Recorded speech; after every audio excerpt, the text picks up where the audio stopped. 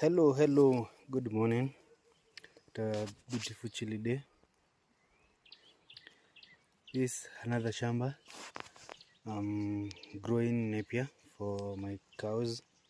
You can see this one is a residue of coffee berries. In our Latin language, we call it macore. It is very nutritious to the shamba and it promotes good growth of the napier.